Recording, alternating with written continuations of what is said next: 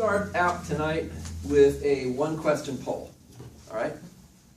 Who here has used an API?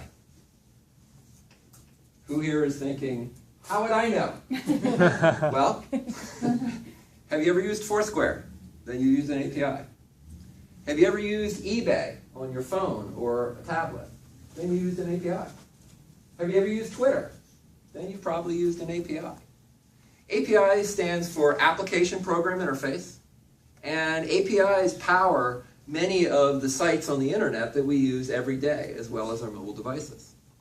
So before I talk about what an API is, let's talk about why you would want to use one.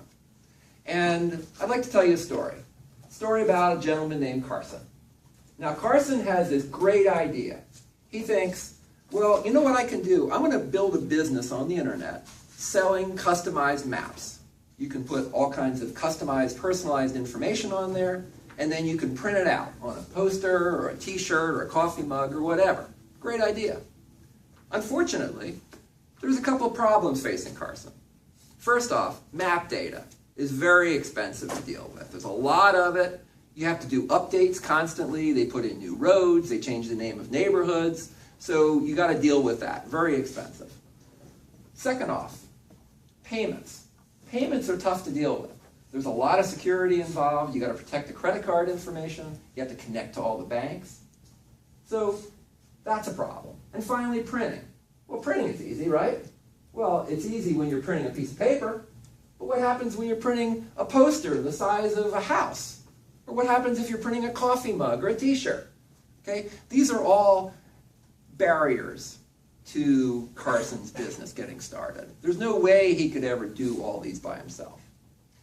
And the thing is, there are many venerable companies out there who provide services just like this. I mean, Google. We all use Google Maps. I use Google Maps all the time. They keep all the map data. They keep it updated and everything. PayPal. PayPal processes payments. You can send their credit card. It does all the work for you. And finally, printing. There's companies out there like Printful.com that have printing capabilities. You can print on posters or t-shirts or whatever you want. So all these capabilities are out there.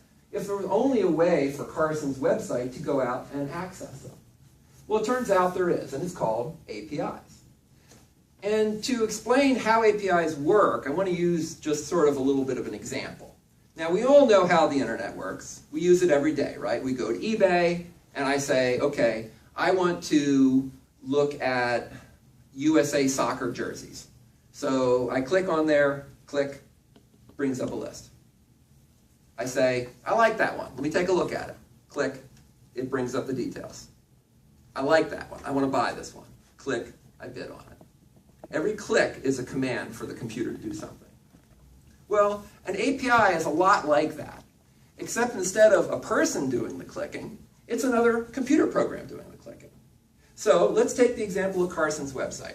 Here I am, I'm a user of Carson's website, and I look through there and I say, hey, that's a great map. I want a copy of that map. So click, I tell Carson's website to get me the map. Now Carson's website can also click through an API. It can go out to Google Maps, which has an API. And it can say, give me all the map data. And click, Google will send it. It can go out to PayPal and say, here's the user's credit card information. Go ahead and pay Carson. Click. And it goes across. And finally, it can go out to Printful.com and say, here's all the map data, print it on a coffee mug and send it to the guy. Click, and it goes. Now, Carson is not a real person. I made him up, okay?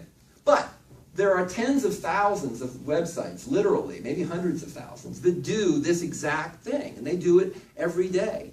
One example of it that I found is called Airbnb.com. You can look it up. You know that site? I love Airbnb. That's awesome. Yes.